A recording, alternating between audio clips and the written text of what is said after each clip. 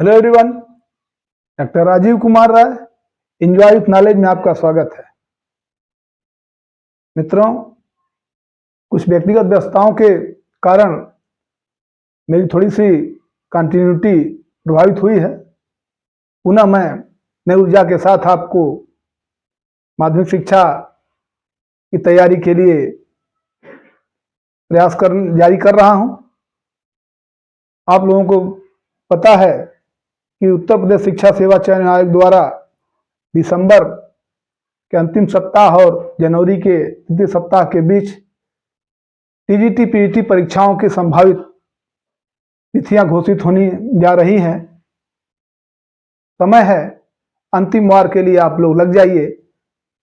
उसमें हम जितने संभव है आपकी मदद करेंगे। आज हम बात करेंगे भारतीय सामाजिक विचारकों में श्री अरविंद की।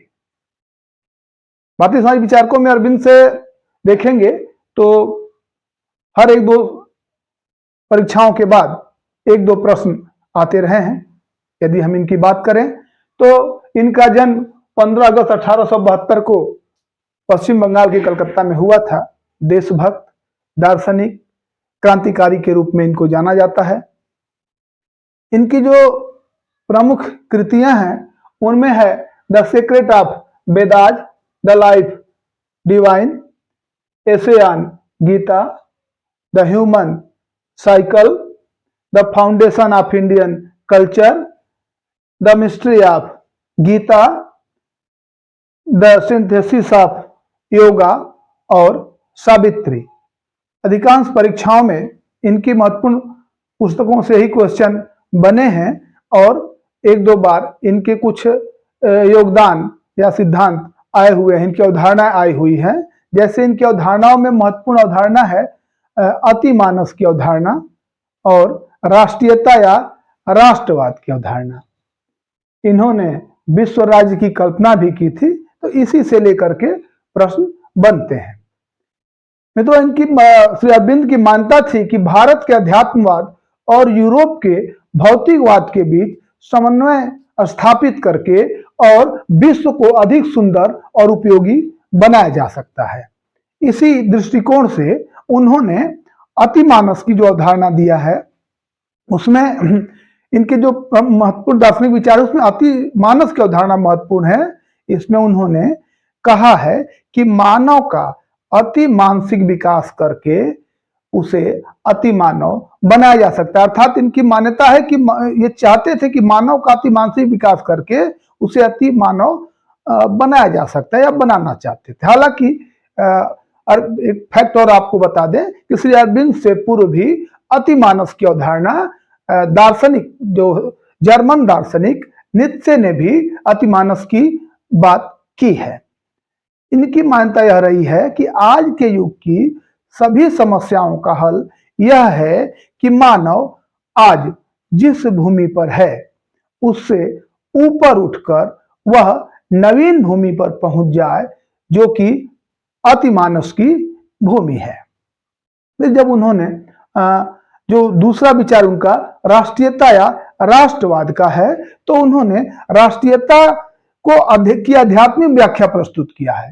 ये राष्ट्रवाद या राष्ट्रीयता को धर्म के रूप में मानते हैं, इसीलिए इनको राष्ट्रीयता का अग्रदूत के नाम से भी जाना जाता है। और आपको बता दें कि भारतीय राष्ट्रीयता का पैगंबर इनको रविन्द्रनाथ टैगोर जी ने कहा था।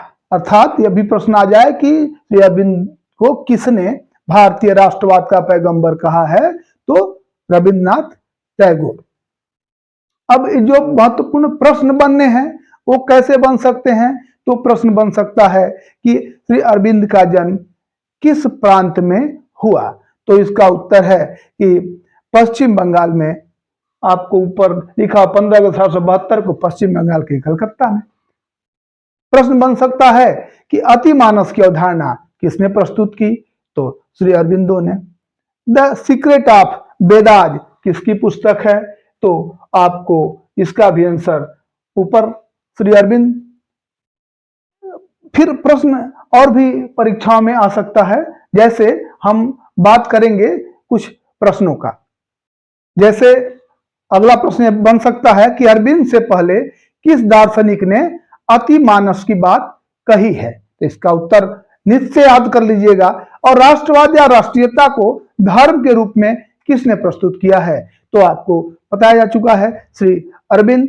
और प्रश्न यह आ जाए कि किसने कहा कि राज्य एक सुविधा है और अपेक्षाकृत हमारे सामाजिक विकास की एक भद्दी सुविधा है? तो यह भी प्रश्न कथन श्री अरविंद का है। अब हम बात करें थोड़ा सा परीक्षाओं में आए हुए उन प्रश्नों का।